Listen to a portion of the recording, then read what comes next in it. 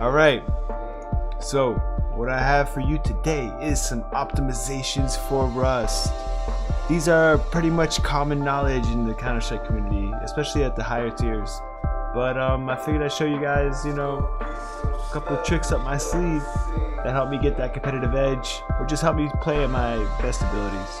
Especially if you're colorblind, this will help you out a lot. So, let's go to your nVidia control panel first, just to make sure you guys got these things, squared off. If you want pure FPS,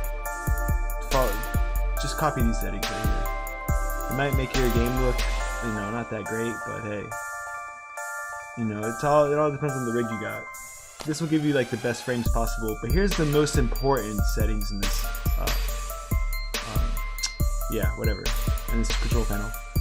Maximum pre-rendered frames. Always keep this at 1. Anything higher increases your input latency, and I'll be going over the input latency in a minute. I'm not talking about network latency. This is like your physical latency. Alright, so put your pre-rendered frames to 1. You don't want your GPU looking at future frames and everything like that. That just increases latency tremendously, big time. That'll help your game out big time if you had that at anything but 1. Alright, go down.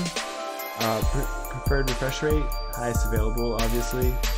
And you want to go over here, and you guys should know this. Put your refresh rate as high as possible. Okay, and that's basically it for these settings. Okay. After you got these set up, now it's time for the real deal. Alright, install LatencyMon. Alright? And I don't know if some dude in Jamaica made this program or what. But after you install it, come over here, run it, and you hit. Whoop. Have nothing running in the background, or else it'll do that. And let this run for about, I'd say, 1 minute, 2 minutes. Come over here to processes. Drivers, actually. See which one of these has a high DPC count. And you don't want things like your network driver, for example. If this has a high DPC count or execution and all that, if you see a lot of lag here in anything, that means the drivers haven't been updated or something's wrong with it. And you can also Google the problem or ask me, and I'll let you know why you have latency. But this is just telling you where all your CPU power is going, basically. Not in the sense of like running the program faster, but in the sense of registering that program to your motherboard. It's just a long process. Basically, if your mouse feels sluggish, run this program for a little bit and it'll tell you what's taking up all of the bandwidth basically in your computer. This helps out tremendously, man. Like say your network driver was up there, or your Logitech USB video, or something like any kind of driver was up there, and it has like a high DPC count or execution. All you have to do is download the driver, install it, restart your computer, and then I swear your game will be so much better. So much better. But yeah, this program, I'm going to make a video just on this program later on, go into more detail about it. But there's plenty of guides out there, I'm sure, for this. Alright, so moving on. MSI AfterBurner, overclocking your graphics card. Again, man, I need to make another video because this is a pretty detailed subject that I can go like in depth with and talk about forever. But you want to get to your options. Here's the gist of it right here. Go to your options. Man, the skin. Fuck. Oh, there it is. Alright. So, go to general. Check these 3. Right here. And don't worry, you're not going to hurt anything. I promise you. There's tons of governs and safeguards in place.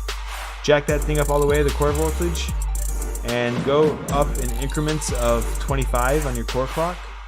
Mine maxed out around 99. To be stable. Your memory clock, same thing, but with 50 increments of 50. And just keep your fan, don't do the automatic thing, just keep it at like 60, 70 until you can comfortably leave it at a speed like I am right now. So yeah, pretty sure you guys already have done that, so let's move on. Next thing, ReShade. Okay, you want to click that middle button right here, find your Rust folder, double click on Rust client, Direct3D 10 plus, yes, whatever. I'm overwriting my old stuff. And right here, uncheck all, and you want to check adaptive sharpen. You can experiment with any of these filters too. There's some really cool filters like the cartoon one and everything else. They're really cool. They're good for movie makers. Clarity is a good one to experiment with, but color matrix, those are good. Fake HDR is good, and high pass sharpen. All the ones that say sharpen, check these, and then in game you can see what fits best for you. And yeah, perfect perspective gives you a zoom in. It zooms into the middle of this screen, gives you like a 2x zoom automatically. And this is all legal, 100% legal. Go look on Reddit. They've already okayed this. I mean, it's legal in Counter-Strike, PUBG, all the other games. It's legal in Rust too. So yeah, the Technicolor is good. That's good if you're colorblind. Vibrance, yeah, just check whatever you want to try out, and then whenever you're done, just hit OK. Let me make sure I didn't miss anything. Levels is good. The contrast levels. Yeah, that's basically it. This cinematic DOF's pretty cool to mess with too for movie making. Alright, and that's about it. Fine sharp, I almost forgot that one. Okay, hit OK. Now you're done with that. Now time and resolution. All you have to do is double click this, and most monitors have a 1 millisecond refresh rate, or like a response rate, whatever it is. Like you can see it whenever you buy a monitor, it says 1 ms. Hit this maximum, and it'll cut that in half. Give you more, it's just everything's sharper, everything's faster, crisper. You can just tell I'm moving your mouse in game, it just feels a lot better. Then you gotta minimize that. Okay, after you minimize that, keep that running. I keep that running all day long on my computer. It works flawlessly. And let's start up Rust. Let's see how Rust looks.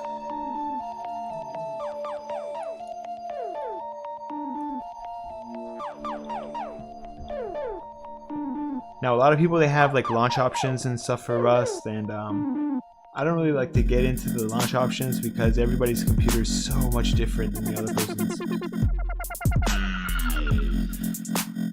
Alright, let's hop in game.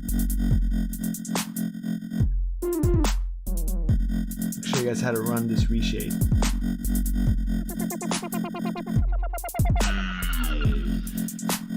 Okay, so whenever you're loaded in, it would hurry up and load in. Okay, once you hit home, okay? Now, look, you can see the background right here. Watch.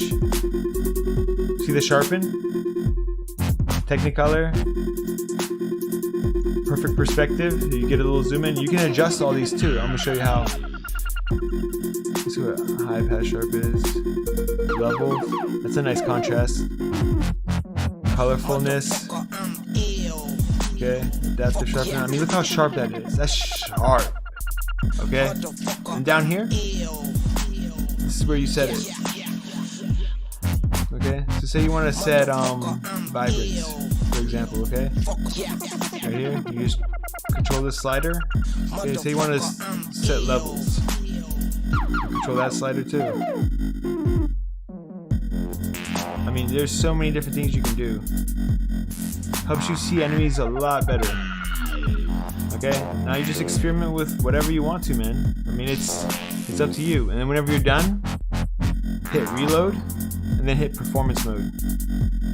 Hit home again, and you'll notice no decrease in your FPS at all. At all. Maybe you might lose 1 FPS, and that's more because of the UI of it. So yeah, guys, that's basically it. And I'm gonna load into the game, and yeah, let me know if you guys have any questions. I got the next part of this video coming out soon once I get some more time. Been playing Rust so much, man, and Counter-Strike. God, I've been playing these games like so much lately, but it's good, man. It's a good holiday season. I mean, idle hands, no good, you know? Get you in trouble. At least I'm fragging, you know? Not out there slanging in the trap house. Alright, well, I'm gonna turn up the music, mute the mic, and yeah. Watch the difference.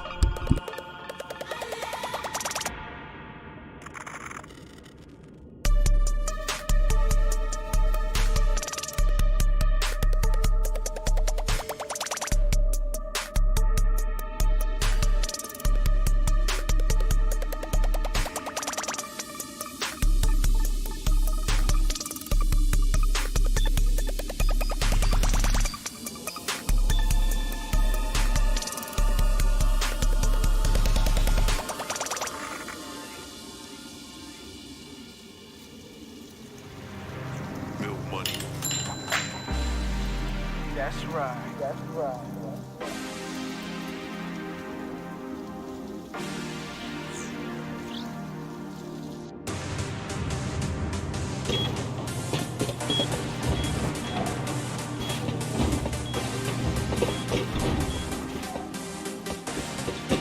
That's right. That's right.